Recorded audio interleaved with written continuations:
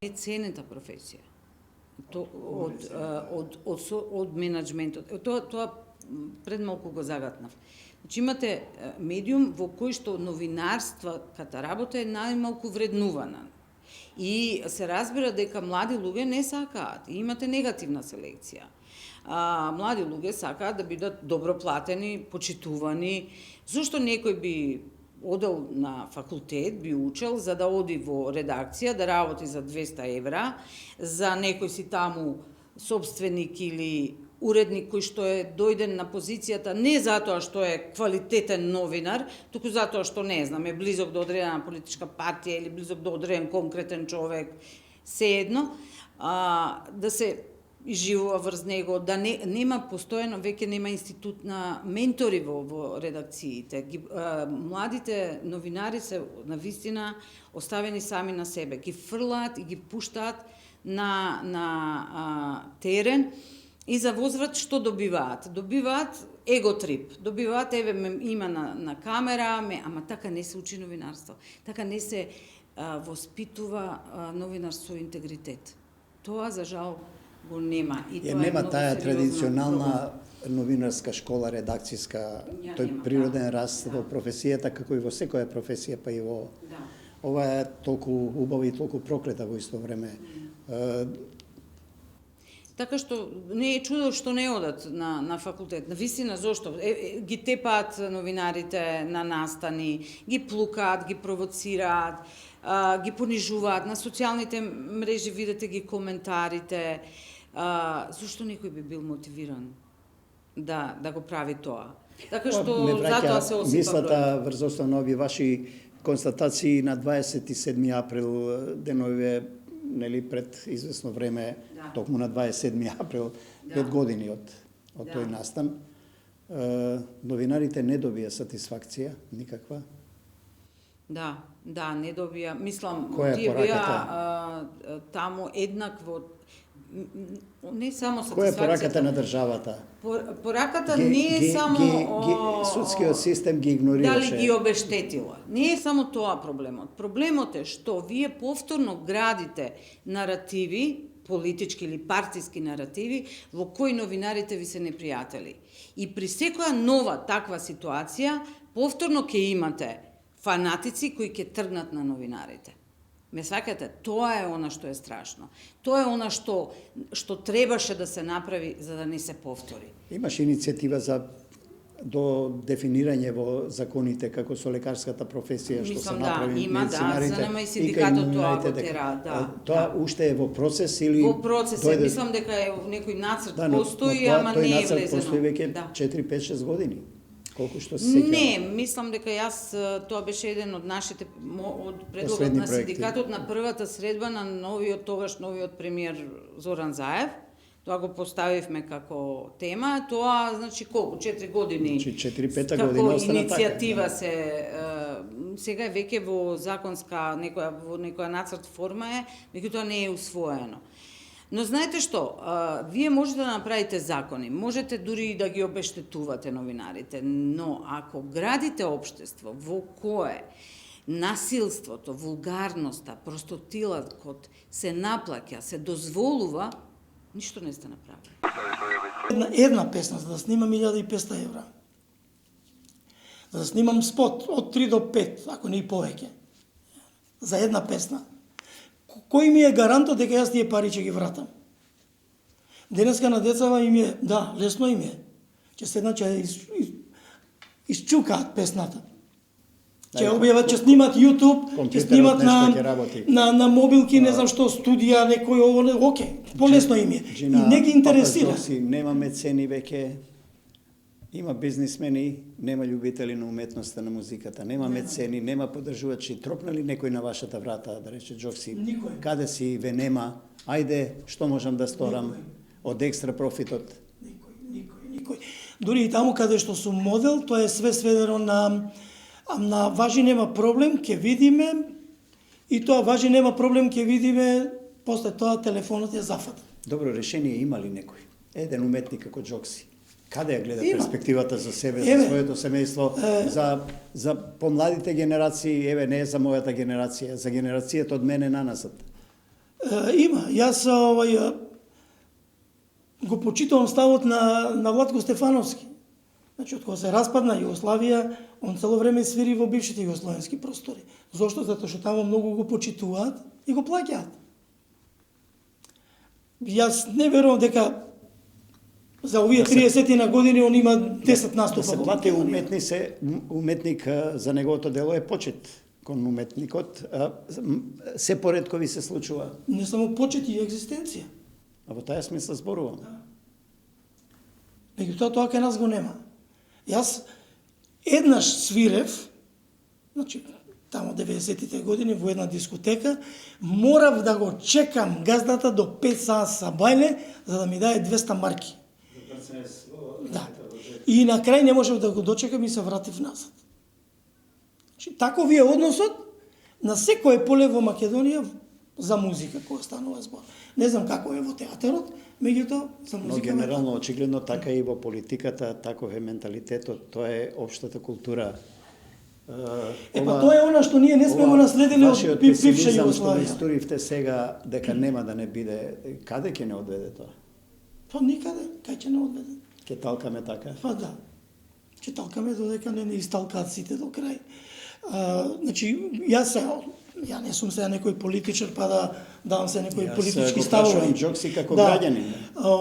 Значи, сметам дека младите треба да се насочат кон надвор, значи своето творештво да го насочат надвор, затоа што тие од надвор многу подобро ќе ја проценат нивната работа и ќе ја платат.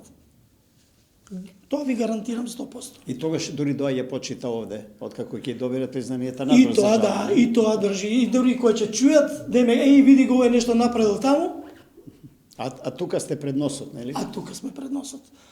Јас паметам кога ги земавме наградите од Суботица, кога дојдовме во радио, сите не испод тапка и толку. Добро, прашање беше системот или пазарот беше поголем? Или Пазарот. воопшто? Пазарот со системот. Затоа што многу попрофесионален однос имаат тие во Македонија отколку ние. Министерството за култура ви прифаќа проекти вака лесно или како да трудно? Министерство за култура пријави еден проект, ама се опфатен проект. Значи во него имаше и музика, имаше и изложби, имаше и документарни филмови, имаше и мултимедијална. Да. И за 4 години вредеше негде околу 30.000 евра, мене ми дадува 2.500 евра. И јас им ги вратив. Сметам дека Министерството за култура треба малку посериозно да ги свати овие работи. Таму нема само еден предмет.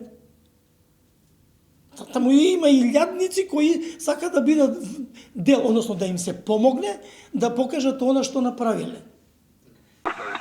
Дури и на почетокот на 90-ти години, кога беше она примање во Обединените нации, само тогаш имаше една млада генерација, изворедни се појави. Они се тука се, ама се турнати на страна. Медиумите, тоа е посебно еден од најсериозните проблеми во државата. Ја затоа не гледам дебати на телевизија, не можам да прифатам дебати кај што за економија ќе зборат некои пратеници и така, а не експерти. Добро, имаше една добра дебата, ама кој ќе се собра тројца експерти, Јовановски, Славевски, Фатмир Бесими. Да не збориваме за проблемот со Бугарија, со историјата, кој све зборува и што се дозволува практично во последно време на некој начин рехабилитацијата на фашизмот. Така да и медиумите представиат еден проблем. Да се вратам на ова прашање. Моje лично мислење, а не е само лично, се разбира дека и ја не сум случаен човек и имам одреден број контакти, не е важно сега со кога, во секој случај со надворешни субјекти. Моje убедување беше дека 2017 година, кога дојде до промената на власт,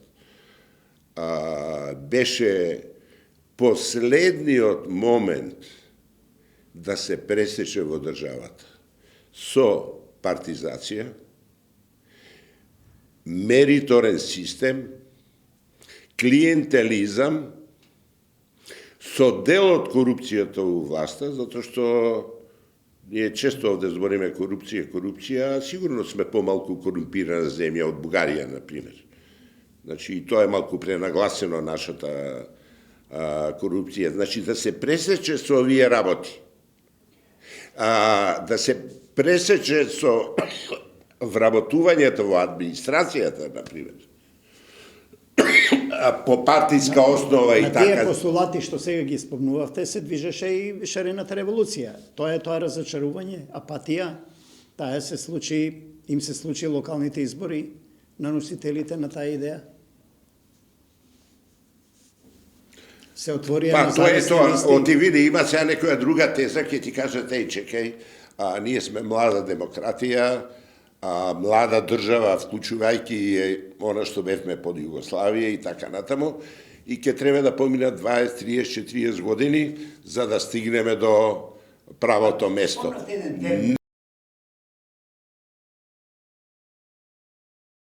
Нагло свртување, како се вели, она сите да испопаѓаме. Спомнавте, треба да се пресече. Кој Оливер Белопета да пресече и со каква алатка? Можно ли? Па се разбира дека е можно, дојде промена на власт. Ке пресечеш со вработување на секаде на лепачи на плакати. Ке пресечеш со број на министри. Ке пресечеш со број на заменити министри. Ке пресечеш со број на милион агенции во кои ништо не се работи. Но тоа не се случува, тоа ми е прашањето. Како? Кој?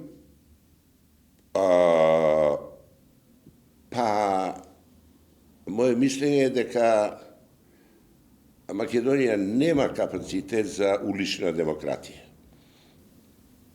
Да, беше еден пример, тој тешко ќе се повтори со шарената револуција. Интеграциите, но еве тоа со Бугарија, еве го барам и вашиот суд. Има ли шанси нешто да се случи или ќе дојде Ќе кажам за Бугарија. Меѓутоа, ние имаме проблем со менталното здравје исто на граѓаните, Зоран, што е најлесно приметливо на Фейсбук. Тоа е еден, еве да ги тргнеме политичарите на страна, ја ги спомнав медиумите, се разбира, како што е точен и тврдам дека на некој начин и медиумите одеднаш го рехабилитираат фашизмот во било каков облик. Тоталитаризмот во секој случај. И сметам дека тука и граѓанскиот дел има и уште нешто друго. Свесно ли го прават тоа? Што мислиш? Има некоја организација, ги спомнав медиумите.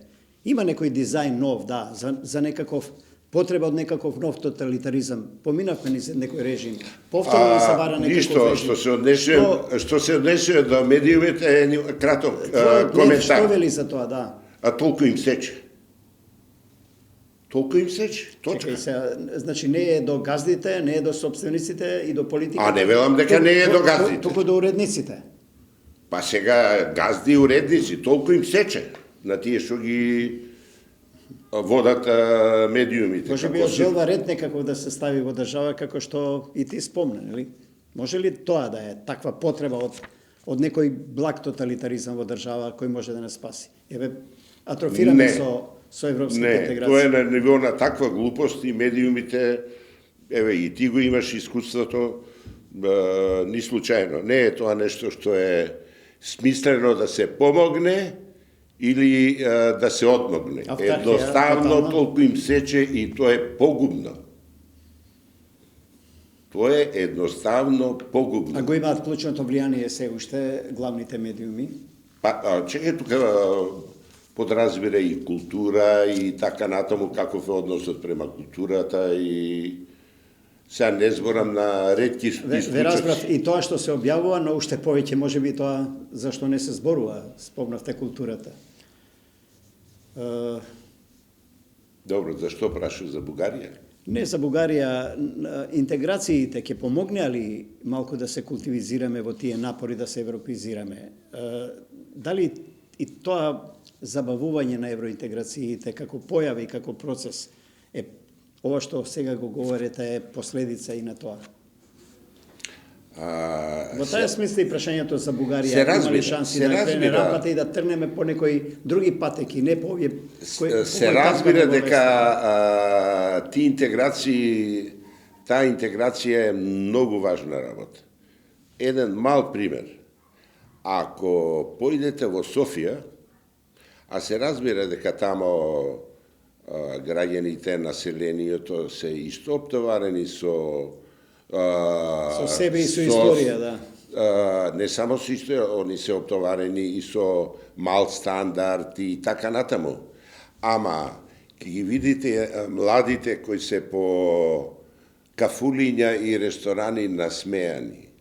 Значи, интеграцијата во Европска Унија го менува на позитивно менталитетот на младите. Со тоа што овде имаме, според мене, една мистификација, датум или не, која мислам дека и едните и другите власти кои биле го користат сметајки дека еве у јуни ако добиеме датум, СДСМ ќе добие нешто на избори, ќе добие нешто на избори. Не, тоа е иначе погрешно затоа што народот повеќе го интересира како живее. Во секој случај, нашата определба за ЕУ е таа и таа мора да остане и да не добиеме брз датум за преговори. Зошто? Ние забораваме една работа, а тоа е дека надвор од датумот и како би течеле, ние имаме уште сега еден куп домашни работи за да се спроведат реформи. 5-6 различни институции се инволвирани во еден медиум, политички притисок. Вам е јасно. Значи, повторно, не сакам за себе да зборам. Невозможно е јас да добивам за 3 месеци 5 кривични пријави. Значи, невозможно е. И да бидат тие процесирани. Добро, ако имало 5 лаги и 5 навреди, 5 клевети, па природни се 5 кривични пријави. Не, извини сега. Горан, секој граѓанин, секој гледач може да ви напише кривични. Прашањето е каков е епилогот е. Извини се, ако нема епилог... Не сега да те обвинам за манипулација. Извини се, мора да расчистиме. Не, јас само прашувам. Ама кривична пријава не се дава за лага и навреда и клевета. Тоа има граѓанска одговорност и тука имате тужба, извинување. Кој е епилогот? Не е седно, не е седно. Значи, прво, нема ниту лага, клевета, навреда, нема за тоа такво нешто. Значи, никој не побара од мене да се извинам, никој не ме тужил. Не ме разбираш во прашањето. Кога, еве и вие на вести ќе објавите, дека еди кој си довел кривична пријава.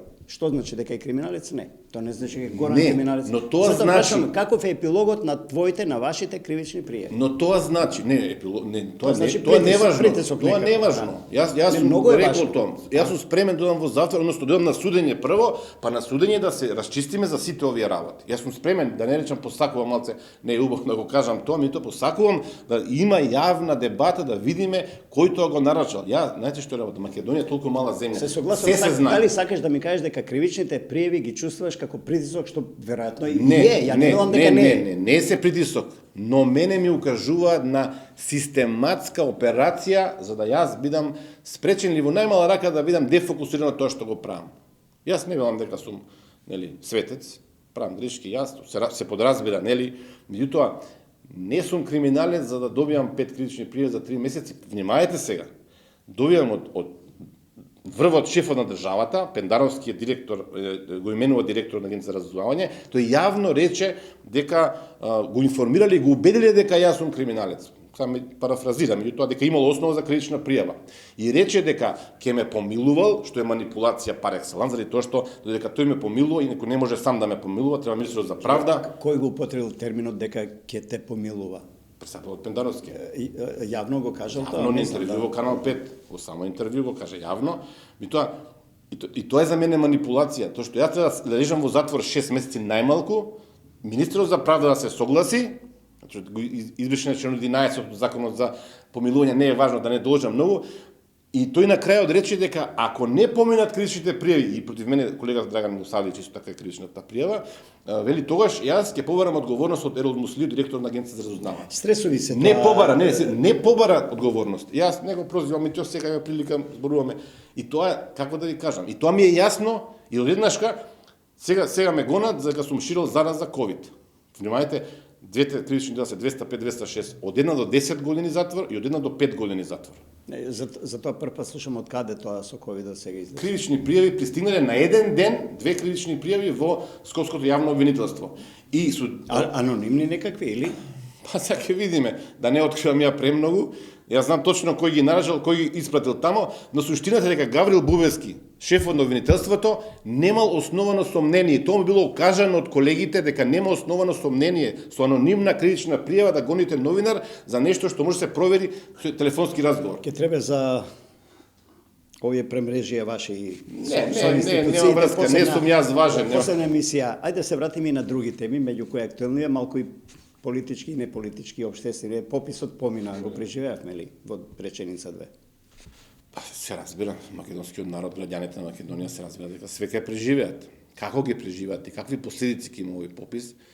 Зборам се на разни нивоа, и економско, социјално, меѓуетничко, меѓуверско, е прашање за кое што јас немам одговор. Многу прашања имам во главата. Етнографски да речеме, какви последици може да има? За 10 години пак има попис. Не дека што, може за 2 години да има попис, може за 3 години да има попис, може годинава се закажа. Да, опозицијата најави дека кој ќе дојде на власт ќе прави електронски попис наново. Но имаше обструкции пописот, бојкоти имаше за нашите иселеници. Овде ковид, мовид, мерки, не отварајте врата, разни акции. Како се однесуваме ние како медиуми? Го поддржувавме процесот за попис или одевме контра, па после не чини или не чини? Ниту поддржувам, јас лично се зборувам, ниту поддржувам, ниту одевме контра. Јас, например, се попишав, мојата фамилија се попиша, значи тука сме на чисто. Меѓутоа, суштината е да се објаснат работите кои што не беа јасни од самиот почеток. Ние сега имаме 7,3% луѓе кои што не знаеме која е етничката припадност. Така, 7,3%, 130.000 луѓе кои што се извадени од регистрите и тоа е практично тоа што го зборувате за ВМРО ДПМН. Електронскиот попис е така напреден. Во моментов, меѓутоа не вчера баш со Рашела Мизрахи имавме заедно патувавме и ми кажуваше како сакаат паралелна уште една лотарија да направат да им ја поклонат на ДУИ за да цицаат пари, државни пари. Како се цицат пари? Јасно, Пандов, ајде, од институцииве како се цицат пари? Еве ќе направат лотарија, уште една, може добро да има конкуренција, нели пазарна економија. Ако сте вие доминантен собственик, и зошто на ДУИ како на партија државата ќе му доминантна, да речеме, има одредени делови на игри во лотарија, кои што се во партнерство со некоја австријска фирма. Меѓутоа, доминантно е македонската држава, односно лотарија на Македонија. Во оваа нова фирма која што сакале да ја направат сега, доминантен собственик би била друга фирма, односно, кажете ја ДУИ, а малцински собственик би била државата. Добро, државата има институции, контролни механизми, има финансиска полиција, има инспекторати разноразни.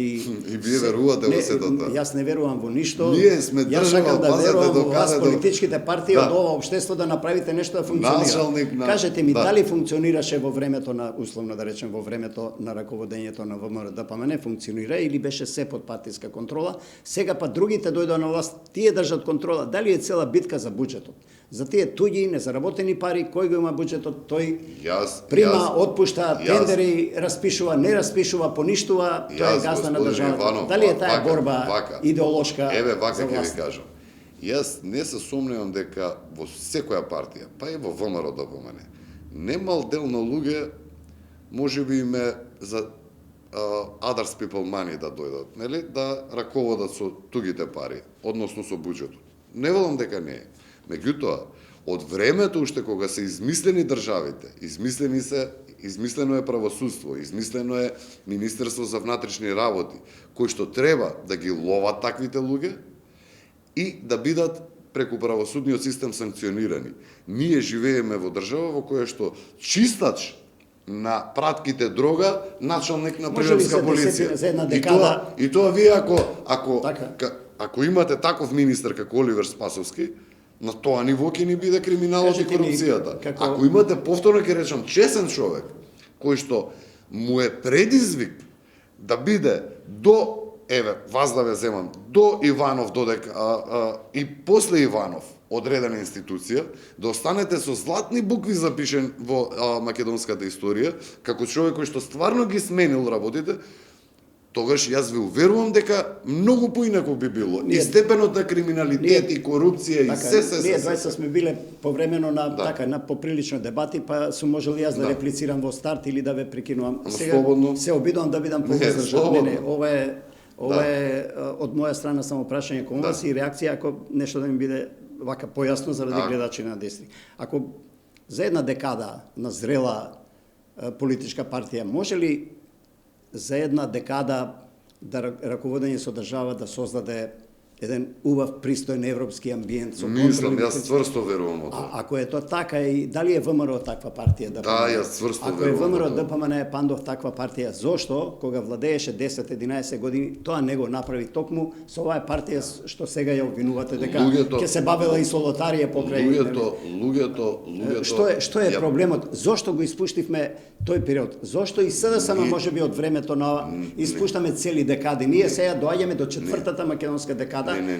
Како ние како јавност да веруваме дека вие сте нешто друго сега? Јас прво кога Ова го прашувам затоа што граѓаните се иако вие политичарите знаете, граѓаните мислат граѓаните ова, да ги оставиме граѓаните сами да кажат, но често се слушаат реакции, аман и од едни и од други, конечно некоја трета крупна опција која може да стави некој ред. Како што и оваа емисија, едно е јас со вас кога сум во студио, друго е снимателите да полемизираат. Валја она публика која што ќе ја привлечеме, јас со вас е една, друга публика на прашањето ова 10 години имаше шанса, нели, а не направи. Луѓето се тие. Јас на тоа инсистирам дека луѓето се тие кои што ги креираат политиките. Не е самиот бренд ВМРО или СДС. Ние имавме години раководена ја раководеше Зоран Заев држава. Човекот кој што мислам по-несреќен лик во македонска политичка сцена од 90-та до денес не сме имали.